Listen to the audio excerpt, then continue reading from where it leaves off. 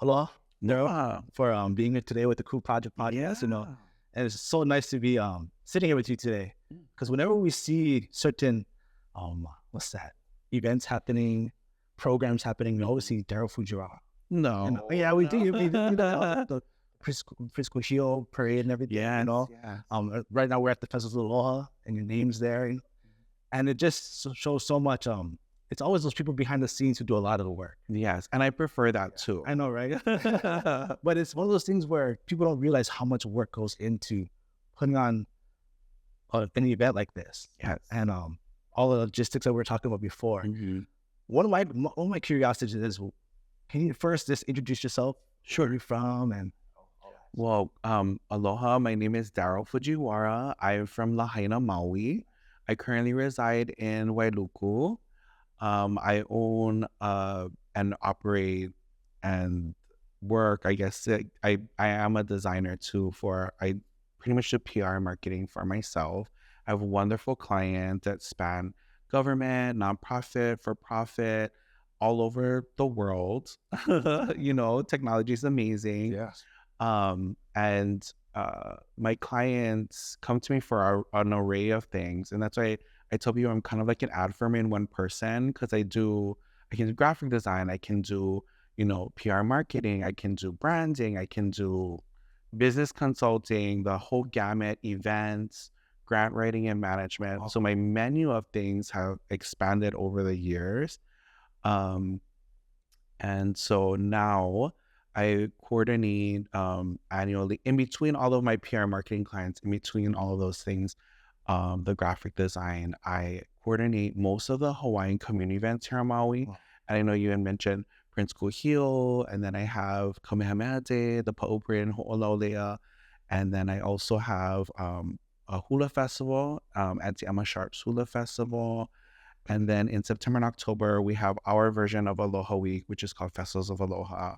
And so it's 2 months long and 3 islands big, and 2 towns in, and it's growing every year since I've taken the helm for it. And so it's so many beautiful things happening here on Maui. Yeah, I think that's the amazing thing about us people as local people from Hawaii. We're really resourceful. We're trying to figure out how to do things, and also just wanna build up communities. We always want to Uplift, take care of each other. Take care of each other and everything. And one thing I'm always amazed is the feeling that comes when you see all those things come together. Yes.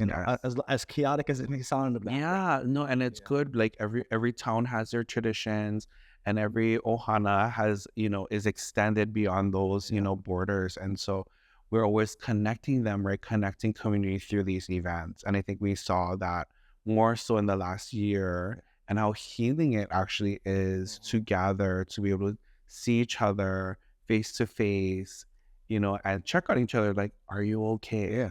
Like, oh, you look so good. Or, like, friend, how's everything going? How's your daughter? How's your kids? How's everybody? How's auntie? How's uncle? And being able to check on each other. It's like people don't realize how important it is. And I think I saw like a reel somewhere. It only takes like 8 minutes to like truly check on a friend. It's like everybody has 8 minutes, even though we're so busy. It makes total sense. So one thing I'm always interested in meeting with people and just kind of seeing what they do.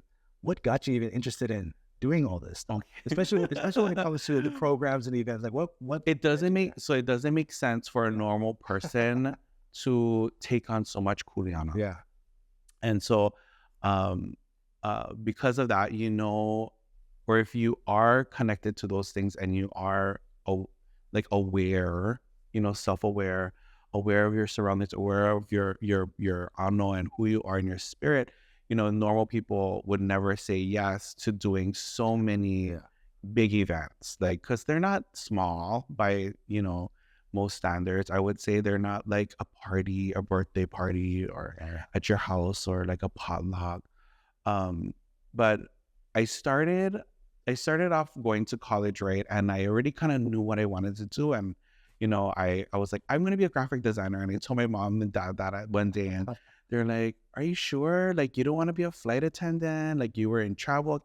academy, and like, you don't want to work in a hotel. I was like, no, I'm going to be a graphic designer and you're going to pay for it. Like, whatever, and they're like, oh, but how are you going to survive? And I was like, oh, we'll figure it out, and so I went off to school, I got my degree, and came back home and opened up shop, because my network was here. This is where, I was born and raised, my family's here. I had wonderful connections. And that's what I learned in one of my advertising classes. They're like, sometimes it's not how good you are, it's who you know, And here in Hawaii, that's like everything, right? Like your name, your reputation, what you're known for doing, what you can, offer your community to be useful, right? Because we are so small, we're so limited in resources. Are you a resource? And what is that, right? What is that ike? What is that service you provide to your community? And so early on in small business, right, there's a point where you have to pivot or you have to figure something out, right? And I was like, oh my gosh, I'm at a moment where graphic design is it. Like, it's at a standstill. And I was like, I need to pivot or perish, right? So that's how small business is. And it was at that moment that I realized, like, I have more in my skill bucket than I was really, portraying or utilizing. I had so many other skills, but what I had realized later, or I rewind, I was working with one of my clients, and it was the County of Maui at the time, and the film commissioner, Benita Brazier, had asked me, like, hey, you coordinate budgets with us all the time for marketing, graphic design, like, would you be able to coordinate an event? I said, oh yeah, sure, I can help. I help my auntie, with Kamehameha Day Parade. Like, I can do it, and that first event by myself coordinating was for the Hawaii International Film Festival. Oh, wow. They came to Maui, and the feature film that they were pushing, because they take a bunch of films from island. They used to, or they still do now. They take island to island, like a set of films, and they were it was Eddie Kamai's Lahaina Waves of Change. Oh, wow.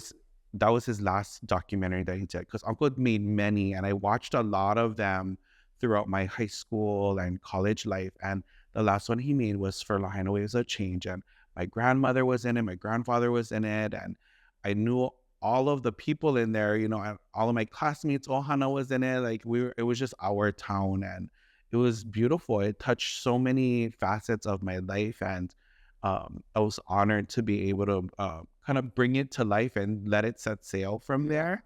It launched out beautiful. We sold out the MAC, the Maui Arts and Culture Center, and we kicked off with the Sons of Hawaii and Eddie Kamai singing. It was like beautiful. Like, you couldn't make up the beauty of what the event was, and it was so successful. And I was like, oh, I can do this. Yeah. I can do this. And fast forward to 2011, my aunt decided she was POW already. Like, she's like, I'm POW with Kamehameha Day. You've been doing this with me since 99. It's your turn. Like, you take it. And so I was like, okay, yeah, I can do this too. So I added on, with graphic design now, this whole component of event coordination, which came with the grant management, because the county and the state, they pay for all of these wonderful events. And I think a lot of people don't realize, like, even though we're doing it and it's free and open to the public, like, somebody has to pay. Yeah. And I feel like, because they're our leaders and these are special events that are recognized by our state of Hawaii, they should fit the bill a little bit. And they do. They take so much responsibility and care for them too. So I want to shout out. I know it's like hard sometimes with government. People are like, oh, I don't like them, whenever taxes and this, but I see where the money goes, literally.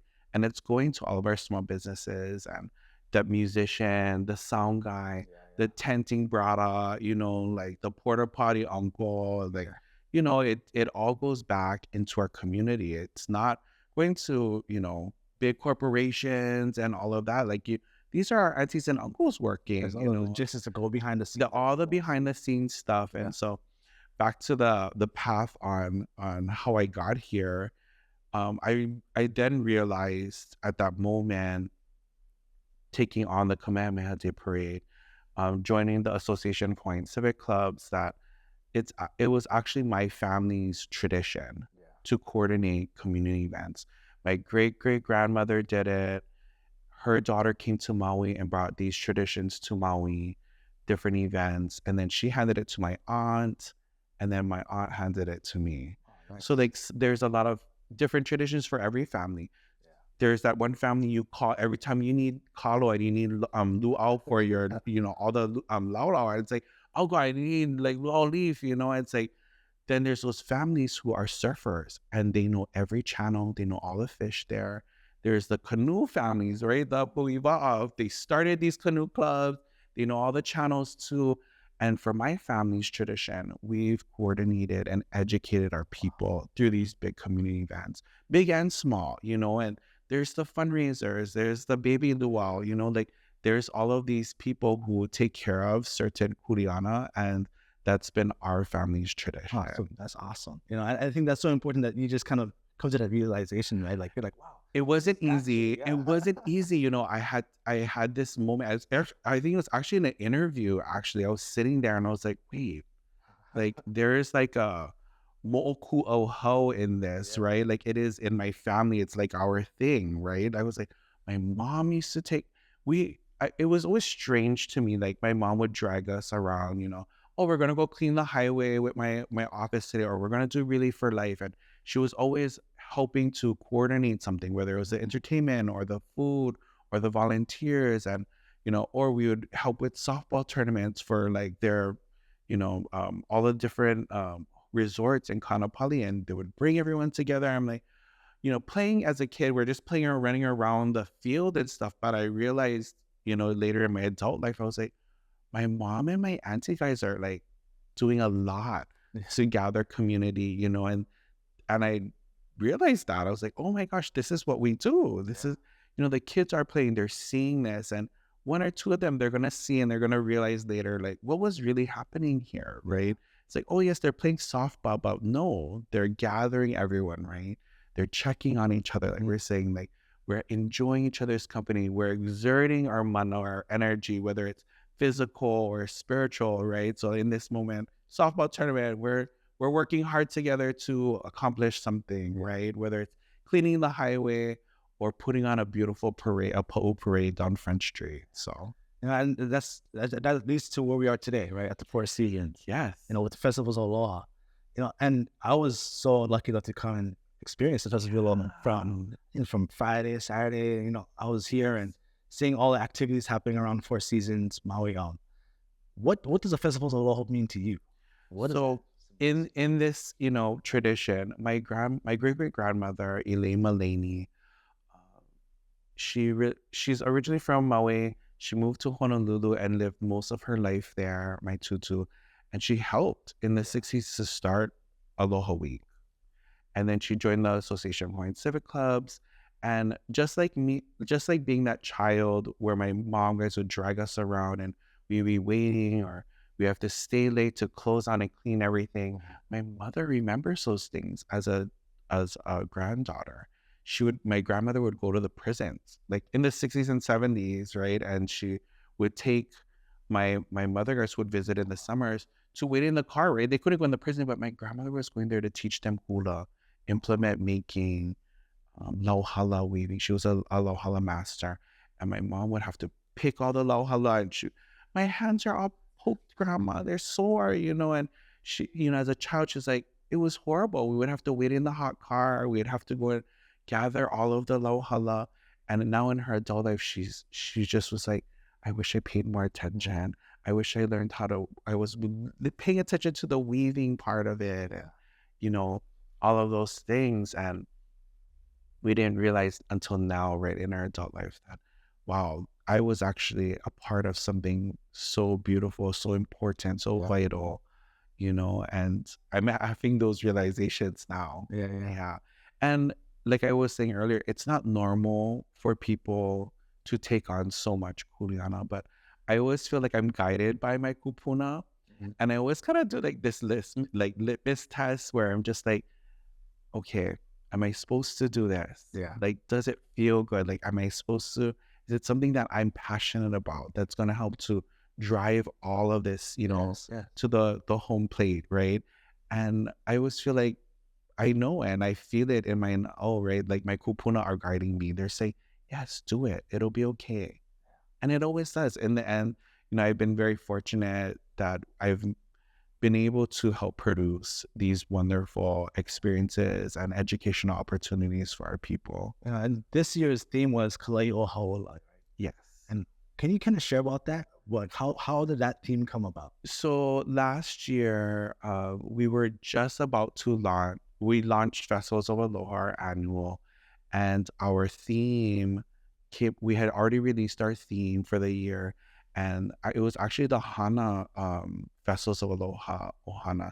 They were like, the fires happened, we need to honor Lahaina. I said, you know what?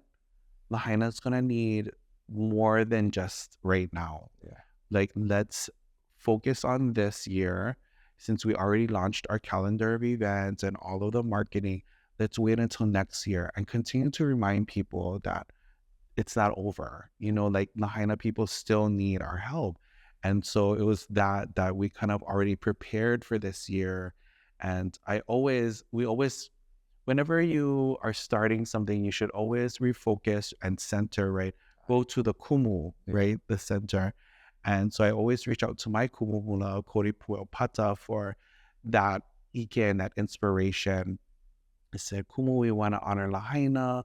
We want to remind people that we're still healing here for all of us here, Maui, not just Lahaina, right? Yeah. That, it has affected us directly and indirectly. And so he said we should utilize the power of the Hau'ola stone. It's still survived all of this time, all of the tragedy, all of these difficult times, just like the currents in the ocean, since it's still actively in the water, right? Yeah. It tosses and turns all over it all the time, and it still has spanned the time, our lives, touching many lives and many people. And so it was so fitting for him to pick that. And that line actually comes from many mele and many oli that talks about the calm of the Hau'ola stone. But in that, it has so many physical and spiritual importance and attributes. Family, it's a birthing stone. So we want to give that regenerative energy, to the world, right? When we're saying this. So when we speak those words, we're literally putting out this energy, to the world and bringing this stone to life, giving it energy to survive and live, and to transmit all of our wonderful energy and prayers, right? So that's so powerful. Yeah, because words do have power. They do. What's that? The Ikalo no Keola, Kalo no. Yes. So it's one of those things where it's so great to hear that. And we know that it has power. Just in your influence alone, your voice and your words, it's transmitted to so many people, right? Yeah. It's translated and connected with so many people, and now you have so many followers, right? And they're connecting with you because they hear your voice, they hear the intention and the power in your voice, and in the words. Mahalo for that. And I think it's one of those things where same thing, right? We're trying to figure out what resources do we have that we can uplift our community, uplift our culture, help our community be like, hey, how are you doing? Like Peo, Mm-hmm. And this whole weekend, even like I think at the Hulu, it's also the Carmen Hula, Lindsey, Leo, also. I think I cried a couple of times during that, because just to see the community come together and hearing all about it here, like when it's like, oh, we have this contestant from Wailea. This is just the pride and honor to just be seeing their relative up there on this scene. It takes a lot of courage. It does. In front of the panel, and they're supposed to be amateurs. Yeah. Some of them do, they gig and they perform, weekly, but it's different when you're in a competition mode, you know, and sometimes the nerves get the best of you. It in that it's not easy, right? To be able to have that strength to perform, get up and speak even. Like singing sometimes is very easy, right? Because the words are already placed for you. But when you have to actually introduce the song, tell us how you're connected to it, you know, why you chose that song, you know, that gets personal in front of you. and then you know the Lord it's like, oh, you better know, you better know what you're doing. So even that, you know, when I was given Festivals Aloha too, in 2008, Aloha Festivals went bankrupt actually, and a nonprofit marketing company saved it, and that's why it's only on Oahu now, Aloha Festivals. But in that moment, all the neighbor islands had to like figure it out. They had to fend for themselves, and so that's how Festivals of Aloha was created. A contingency of the island coordinators, the island managers at the time came together and they said, we have to save our events. And they ended up putting all of their, you know, working energies together to create Festivals of Aloha to keep all of the events alive. And the whole premise of Festivals of Aloha, you know, is to continue to keep our small town traditions alive. So I tell a lot of people, you know, like, some events can only happen in these towns. So in Hana, for instance, this past weekend, they have a keiki fishing tournament. And it happens every Sunday after the parade and Wailea that kicks off their whole week of events. They have a whole week. But this, for instance, this keiki fishing tournament in Hana, in this rural community, that is literally their icebox. And this is their town's way of passing on their fishing traditions to their children. This is where you go for this fish. This is what time. This is the tide. And we're not thinking about that because we're trying to give our kids something to do, right? But no, this is their way to make sure they can feed themselves. But we can't do that for all of Maui. Could you imagine? Oh, we're going to have a big fishing tournament for all the kids on Maui, you know, or anywhere, even in Kaului, and then you come bring your fish and weigh it, and it's like, oh my gosh, that's a lot of fish. Not sustainable, you know? And so that's why I'm saying, like, these traditions are meant for these small towns. And all the events on Molokai, those traditions are their traditions. On Lanai, that's their tradition, you know? And so we are continuously trying to make sure that we are passing down this knowledge, this weekend, even with Uncle Richard's Falsetto Contest. And we're making sure that his legacy continues, that the art of Leo Ki'e continues, because it's not a dying art. You know, we love Napalapalai, we love Puana Torres, we love, you know, all the different singers, especially now they're all coming out more so than ever. We want to make sure that we continue to perpetuate that. And so that's kind of how the Carmen Hulu Lindsey came about too, is that there's so many beautiful Leo Ha'i falsetto singers that, you know, didn't necessarily have a platform or a way or a mechanism. I remember Amy Hanaiali'i saying she is classically trained, right, in singing. And for her, whenever she would sing Hawaiian, you know, they would tell her, that's not how you do it. Because ha'i means to break. So when we're singing or they're singing, they're breaking the notes. But in Western music, you're supposed to like crescendo, right? And there's no breaking. So like she would always get scolded for singing our Hawaiian traditions. And so now that she's older and she's more mature in her career, in her life, she recognizes like the different genres and different styling of singing. And so that's what we're perpetuating now. It is a very special and unique style of singing.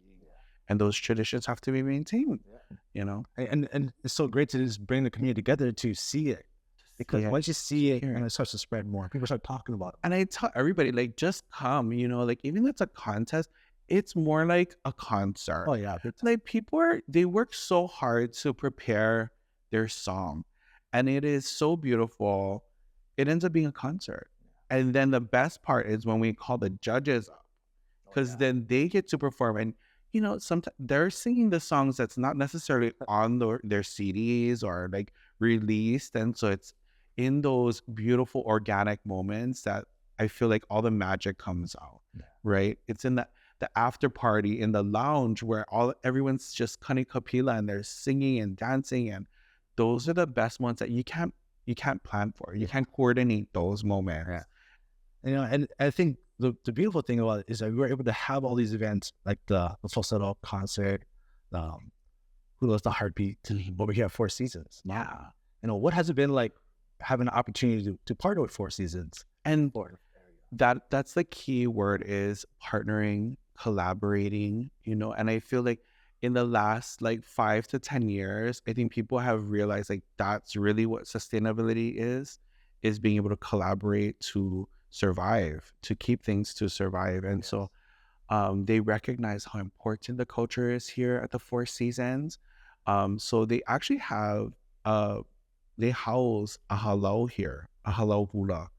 And from that, they've grown so much in their appreciation, their respect for the Hawaiian culture, and they are listening.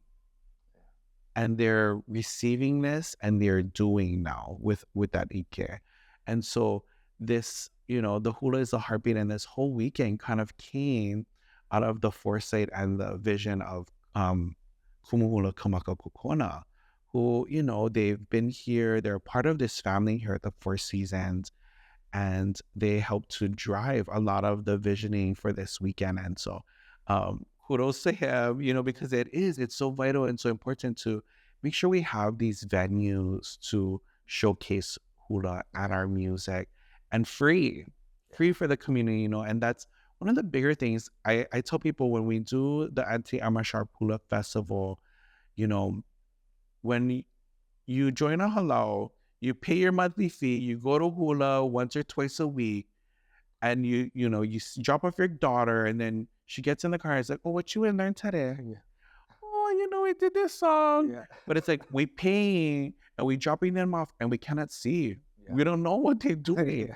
And so that's why we do free. We do free ho'ike, and we invite these halau to come so that you can see, and you don't need pay. You don't need to wait till Merry Monarch once a year. It's like, no, we want to bring our hula out so people can see what they're paying for, what they're, dropping all their mo'opuna off to all year round, and not waiting for that one performance the whole year. Yeah. Like, we're going to showcase hula all the time.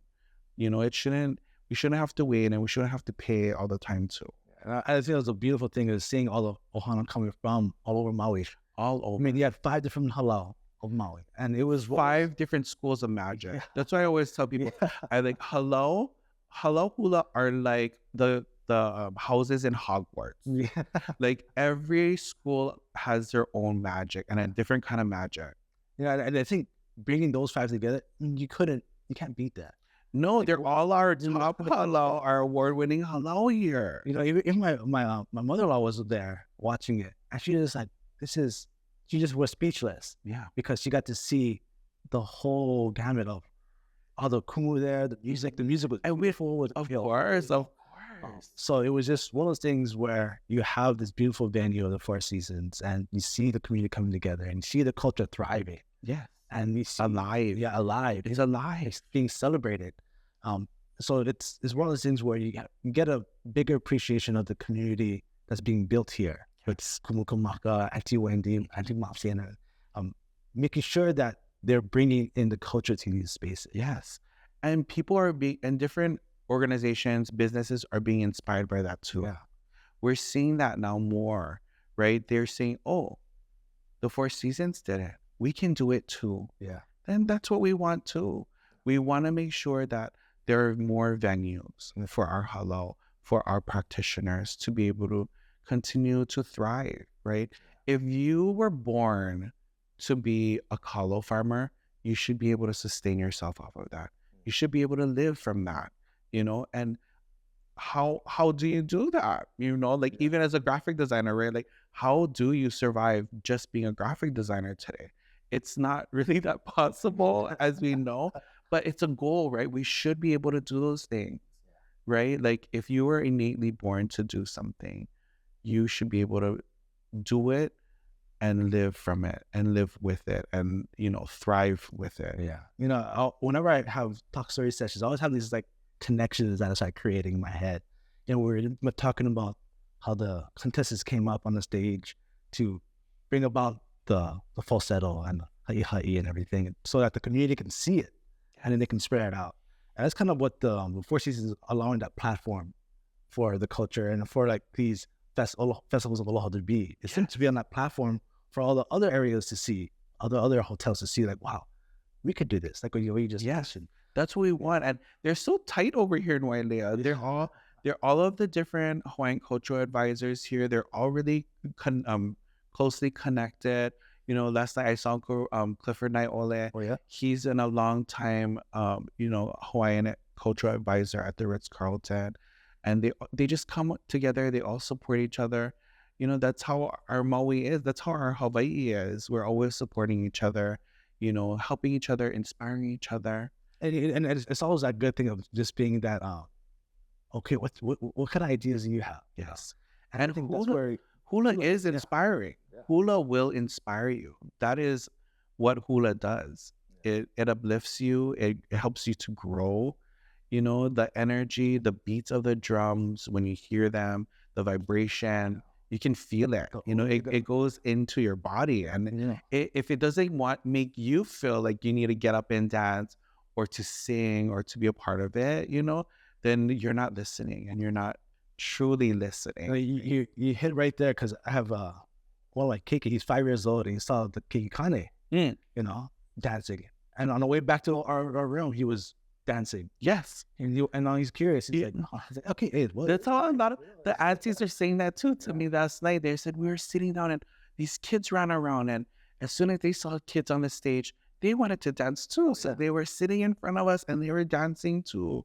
And it inspired them. Yeah. And it just shows that immediate inspiration, and how children just kind of feel it too. Right. Because it's so primal, it's so innocent, right? Like they're not encumbered yet with challenges or anything. They're not hindered by all of these day-to-day problems. Yeah. They're so innocent, and so they're like a sponge. And when it's so easy to inspire them, right? But of course it has to be cool, it has to be fun now, right? Yeah. And so that's the only way they're gonna move, and that Hula does that. Yeah, it does. Speaking of challenges and everything, doing what you do as this kuleana to carry on the culture, to present it to the community, to visitors, to everybody, that's a big kuleana to take on. It is. So how do you carry it? What do you do to make sure that you're staying balanced? I mean, I know you mentioned that you speak to your kumu and everything, but what do you do? What do I do? Wow. My immediate go-to is to say, I don't make the work my life. Early on, like I would lose sleep worrying about what if this happens? What if this happens? All the contingency plans, and it would keep me up all night when I first started coordinating all the events. And then finally, I was just like, oh no, I'm going to sleep, because you can only plan for so much. And then after that, you just have to make sure you are resourceful enough to fix the problems when they happen. And that happens over, time. You have to give yourself some grace, that you will learn from these mistakes. And I did, like it looks, shiny, beautiful. The pictures look amazing now, but they don't know what's really happening mechanically in the background. The fire permits, the tenting, coordinating the porta potties to make sure you have a place to use the lua, the stage that you can see, you have all of the performers risen and you can see them from a distance, making sure there's enough chairs. But of course, always number one is safety. Safety is number one, always, as an event coordinator or even in life. You're going to gauge how you're going to approach something depending on how safe it is. A lot of the times you're like, ooh, I don't know, I'm not opening that door. It looks kind of spooky. You know? Because that's what you mentioned, right? Like, making sure that you give yourself the space and time to listen to now, Yes. right? Like, especially when things are chaotic, you have to be able to pull yourself out just for like a moment. Yep. To just kind of recenter yourself. Recenter, listen to yourself. Because if you have to listen to that voice. It's when you stop listening to it that a lot of trouble comes. And I've learned that too, like if you don't listen, it gets worse, and even if initially it says yes to it and you're like, no, it's too crazy, that's when you should definitely do it, because the outcomes are always going to be good.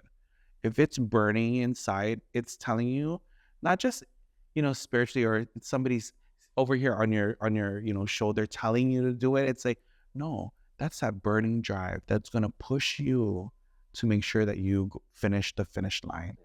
You are the one. You're going to push yourself to do it, to make sure that it's a success, that you're going to be happy. Yeah. No, Daryl, mahalo so much for your time. I want to end right there because that was a great message. Because I think it's I just want to say mahalo because all the work that goes into creating an event or creating a moment for people, to have that space to feel uplifted, to connect with one another is a very powerful skill to have. And I think you do an amazing job too. Thank you. So mahalo for all the work and continue carrying out this cooling out that you have. Thank you. Aloha.